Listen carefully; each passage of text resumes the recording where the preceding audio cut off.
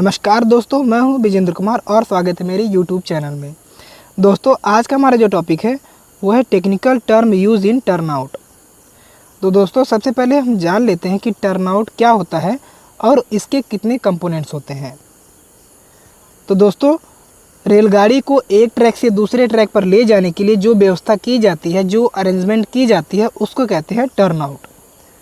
तो दोस्तों, टर्नआउट के दो कंपोनेंट्स होते हैं।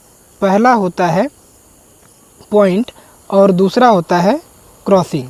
ठीक है, तो टर्नआउट में इतने हमारे टेक्निकल टर्म यानी कि 13 टेक्निकल टर्म यूज किया जाते हैं और इनको वन बाय वन करके हम समझते हैं।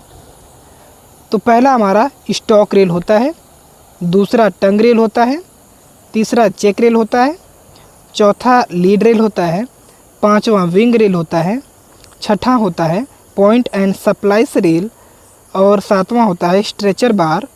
और यहाँ पे बात करें, आठवां होता है थ्रो ऑफ स्विच, नौवां होता है हील ऑफ स्विच और 10वां होता है नोज़ ऑफ क्रॉसिंग और 11वां होता है एंगल ऑफ क्रॉसिंग, 12वां होता है फेसिंग पॉइंट और 13वां होता है जो कि लास्ट है ट्रेलिंग पॉइंट। तो दोस्तों, इतने हमारे टेक्निकल टर्म हैं, इनको वन बाय वन करके हम समझते हैं।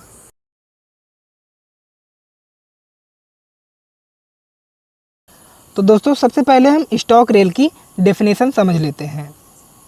तो पॉइंट की बाहरी दोनों रेल जो कि मेन लाइन से कंटिन्यूसली आती है उसको हम कहते हैं स्टॉक रेल। तो दोस्तों, यहाँ पे इस फिगर में देख पा रहे होंगे आप, ये हमारी लाइन आ रही मेन लाइन। ठीक है, यहाँ पे आप देख पा रहे होंगे, यहाँ पे ये मेन लाइन आ रही है और ये मेन लाइन आ रही है। तो ये दोनों बाहरी रेल है और इसी को हम कहते हैं स्टॉक रेल, जो कि यहाँ पे आप देख पा रहे होंगे, यहाँ पे टंग रेल से जुड़ी होती है। ठीक है, तो यहाँ पे इस तरह से आप स्टॉक रेल को समझ गए होंगे। दोस्तों, अब बात करते हैं टंग रेल की।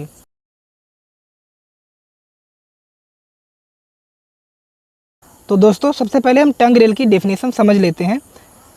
तो स्टॉक रेल के अंदर वाली वो रेल जो कि पॉइंट की ओर पतली होती है टंग रेल कहलाती है। तो दोस्तों, यहाँ पे आप देख पा रहे होंगे, यहाँ पे हमारी स्टॉक रेल है और यहाँ पे ये वाली हमारी स्टॉक रेल है। ठीक है, इसके अंदर वाली ये जो रेल है यही हमारी टंग रेल कहलाती है।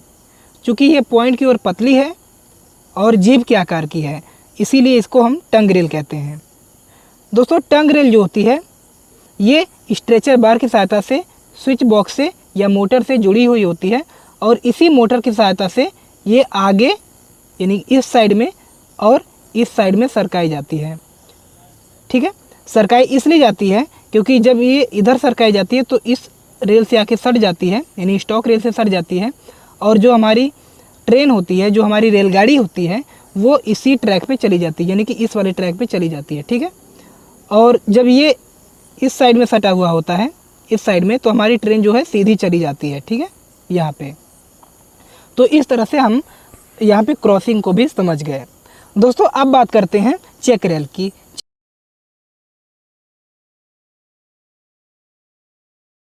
तो दोस्तों, सबसे पहले हम जान लेते हैं कि चेक रेल की डेफिनेशन क्या होती है। तो क्रॉसिंग के पास में लगाई जाने वाली रेल जो कि लंबाई में छोटी होती है चेक रेल कहलाती है।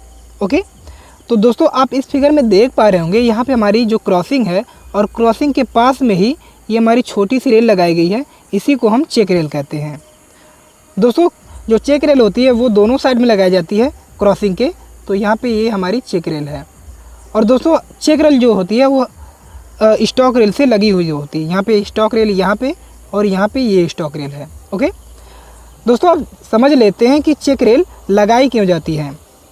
दोस्तों, जब रेलगाड़ी आती है स्टॉक रेल से होते हुए, यहाँ पे आप देख पा रहे होंगे, यहाँ पे होते हुए जब आती है तो यहाँ पे नोजिंग पे आप देख पा रहे होंगे, यहाँ पे नोजिंग है, यहाँ पे नोजिंग है और नोजिंग से हमारी जो रेलगाड़ी है वो इस ट्रैक पे ना चली जाए, इसीलिए हमारे चेक रेल लगाया जाता है। जो रेलगाड़ी का व्हील होता है यानी पहिया होता है, उसमें फ्लैंज होता है। ठीक है, उसमें फ्लैंज होता है, तो वो फ्लैंज आके इसमें फंस जाता है।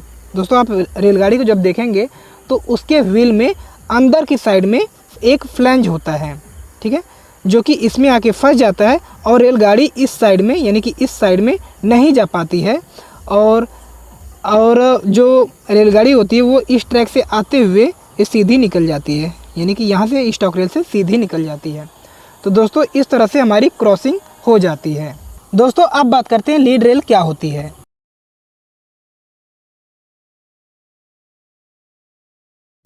तो दोस्तों सबसे पहले हम लीड रेल की डेफिनेशन समझ लेते हैं। तो पॉइंट से आगे की तरफ निकली हुई रेल लीड रेल कहलाती हैं। तो दोस्तों जैसा कि आप इस फिगर में देख पा रहे होंगे, यहाँ पे हमारा ये पॉइंट है, ठीक है, ये पॉइंट है और इस पॉइंट से 4 रेल आगे की तरफ निकली हुई हैं।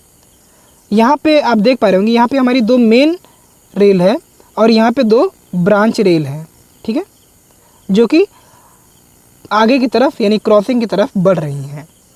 दोस्तों अब बात करते हैं विंग रेल की।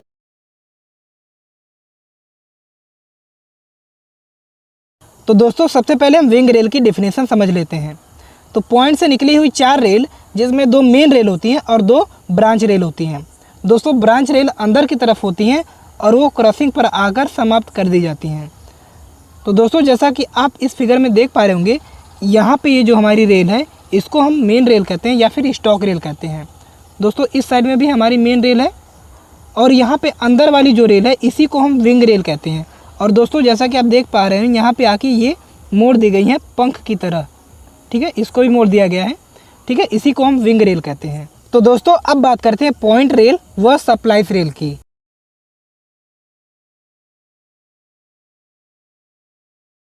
तो दोस्तों सबसे पहले हम पॉइंट रेल व सप्लाइज रेल की डेफिनेशन समझ लेते हैं। दोस्तों वी क्रॉसिंग पर जो रेल अंत तक चली जाती है उसको हम कहते हैं पॉइंट रेल। दोस्तों बाकी जो रेल बच जाती हैं, वहीं पर समाप्त हो जाती हैं, उसको हम कहते हैं सप्लाइज रेल। दोस्तों जैसा कि आप इस फिगर में देख पा रहे हैं, यहाँ पे हमारी क्रॉसिंग वी है और वी क्रॉसिंग पर ये जो रेल है हमारी, ये रेल आगे की तरफ कंटिन्यूसली चली जाएगी। और दोस्तों यहाँ पे आप देख पा रहे होंगे, यहाँ पे ये रेल हमारी यहीं पे ख़त्म हो जा रही है, जिसको हम विंग रेल भी कहते हैं। ओके, तो यहाँ पे हमने समझ लिया पॉइंट रेल क्या होती है और सप्लाइज रेल क्या होती है। दोस्तों अब बात करते हैं कि हमारी स्ट्रेचर्स बार क्या होती है।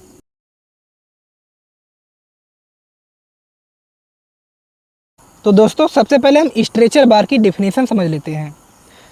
तो दोस्तों टंग रेल को दाएं बाएं सरकाने के लिए जिस बार का यानी जिस छड़ का उपयोग किया जाता है उसको हम स्ट्रेचर छड़ या फिर स्ट्रेचर बार कहते हैं।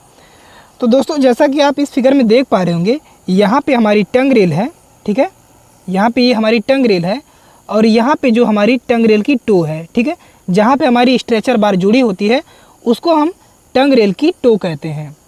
तो दोस्तों यहाँ पे जो छड़े हैं, इन्हीं छड़ों को हम कहते हैं स्ट्रेचर बार। दोस्तों स्ट्रेचर बार की सहायता से ही टंग रेल को दाएं बाएं सरकाया जाता है। यानी कि यहाँ पे आप देख पा रहे होंगे, यहाँ पे इस टंग रेल को इधर चिपकाने के लिए और इस टंग रेल को इधर चिपकाने के लिए स्ट्रेचर बार का यूज किया जाता है और इस स्ट्रेचर बार को मोटर में लगाकर आगे पीछे सरकाया जाता है। तो दोस्तों इस तरह से हमने स्ट्रेचर छड़ के बारे में भी डिस्कस कर लिया। दोस्तों अब बात करते हैं थ्रो ऑफ स्विच के बारे में।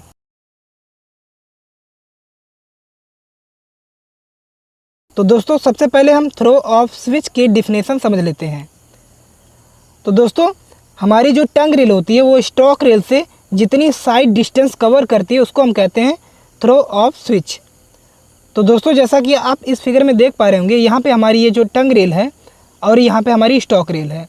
दोस्तों टंग रेल और स्टॉक रेल के बीच में जितना हमारी डिस्टेंस है इसी को हम कहते हैं थ्रो ऑफ स्विच या फिर स्विच का अंतराल। ओके, तो दोस्तों इस तरह से हमने स्विच का अंतराल को भी डिस्कस कर लिया। दोस्तों अब बात करते हैं स्विच की हील।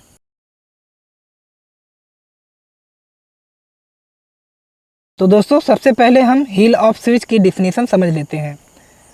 तो दोस्तों टंग रेल का वह सिरा, वह भाग जो सामान्य रेलों की भांति पूरी मोटाई का होता है उसे हम कहते हैं हील ऑफ स्विच। तो दोस्तों जैसा कि आप इस फिगर में देख पा रहे होंगे, यहाँ पे हमारी टंग रेल है। दोस्तों यहाँ पे टंग रेल हमारी जीभ के आकार की होती है, यानी कि जीभ की संरचना की होती है, पतली होती है। दोस्तों जैसे ही आगे बढ़ेंगे हम, यहाँ पे आप देख पा रहे होंगे, यहाँ पे हमारी जो रेल है ये सामान्य रेलों यानी कि स्टॉक रेल की तरह ही मोटी है।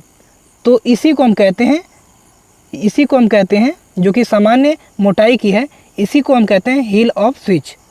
तो दोस्तों इस तरह से हमने हील ऑफ स्विच को भी डिस्कस कर लिया। दोस्तों अब बात करते हैं नोज ऑफ क्रॉसिंग।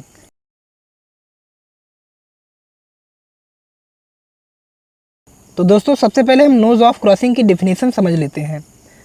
तो दोस्तों क्रॉसिंग पर जिस बिंदु पर वी रेल आकर मिलती है उस बिंदु को या फिर उस पॉइंट को नोजिंग कहते हैं या फिर नासिका कहते हैं। तो दोस्तों जैसा कि आप इस फिगर में देख पा रहे होंगे, यहाँ पे दो रेल आकर मिली हुई हैं जो कि वी आकार की है, और इस पॉइंट पर यानी कि यहाँ पे ये जो दिखा रहा है, आपको दिख रहा है, इसी को हम नोजिंग कहते हैं, ठीक है, क्योंकि ये नाक के आकार का है। दोस्तों इस तरह से हमने नोज ऑफ क्रॉसिंग को भी समझ लिया। तो दोस्तों इस तरह से हमने नोज ऑफ क्रॉसिंग को भी समझ लिया। दोस्तों अब बात करते हैं एंगल ऑफ क्रॉसिंग की।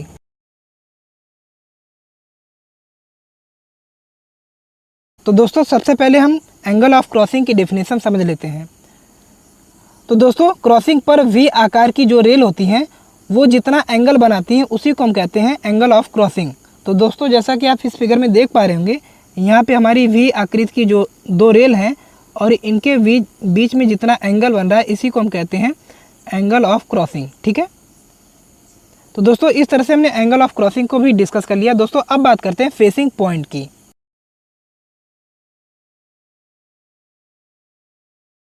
तो दोस्तों सबसे पहले हम फेसिंग पॉइंट की डेफिनेशन समझ लेते हैं। दोस्तों जब रेलगाड़ी स्विच पॉइंट से क्रॉसिंग की तरफ बढ़ती है तो उसको कहते हैं हम फेसिंग पॉइंट।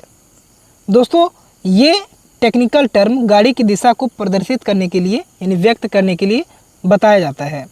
दोस्तों जैसा कि आप इस फिगर में देख पा रहे हैं, यहाँ पे हमारी स्विच पॉइंट है, ठीक है, और यहाँ से हमारी गाड़ी जो इस दिशा में बढ़ रही है यानी कि पॉइंट से यानी स्विच पॉइंट से क्रॉसिंग की तरफ बढ़ रही है, तो इसे हम कहेंगे फेसिंग पॉइंट। ओके दोस्तों अब बात करते हैं ट्रेलिंग पॉइंट।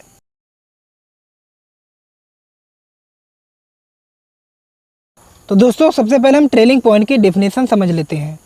दोस्तों जब रेलगाड़ी क्रॉसिंग से स्विच पॉइंट की तरफ बढ़ती है तब उसको कहते हैं ट्रेलिंग पॉइंट।